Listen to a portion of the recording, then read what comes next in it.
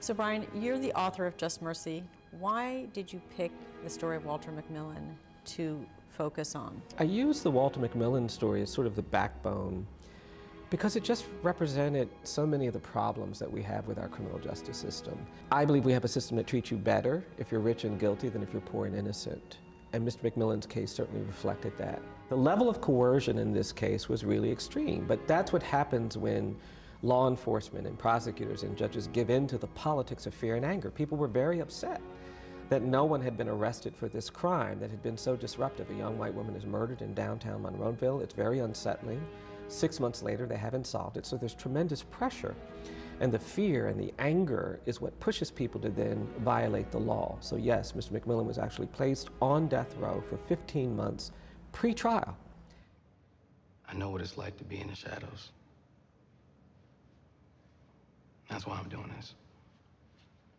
When you saw the film, how did it impact you? I was very moved. I was really impressed by the performances, because the one thing that when you read the book or when you talk to people about clients, about people you're working with, you can do your best to get folks to appreciate that these are human beings who are struggling, who are really pushed down. But when you see it played out, if the performances are strong, you'll just have a whole nother way of relating. I think Jamie's performance as Walter McMillian is extraordinary, and you get to see the weight of what it feels like to be wrongly accused, to be separated from your family, to be told you're beyond hope, beyond redemption.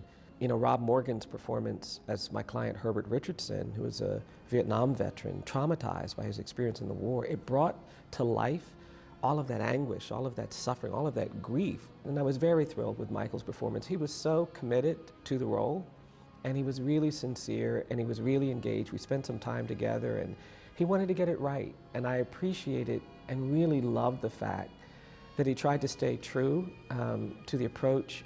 I've always believed that I have to go where people are. I have to reach them where they are. I think Michael got that, and his performance revealed that in ways that I was really moved by. I wish there was a path to justice that didn't require that you do extremely uncomfortable or inconvenient things, but that path doesn't exist. You're going to have to position yourself in places where you're going to feel the pain, you're going to feel the weight of what you're doing. There will be tears, and you just have to understand that that is part of this process. The beautiful thing for me is that when I'm really experiencing that, when I'm at the bottom of something that just feels like it's crushing me, that's when I begin to reflect on who I am and how I got here.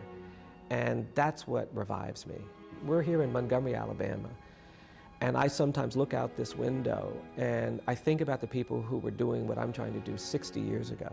And what they had to frequently say is, my head is bloody but not bowed. I've never had to say that. I'm standing on the shoulders of people who did so much more with so much less. And when you remember that, you realize that you have to get back up. You got to keep fighting. Whatever you did, your life is still meaningful. And I'm gonna do everything possible to keep them from taking it.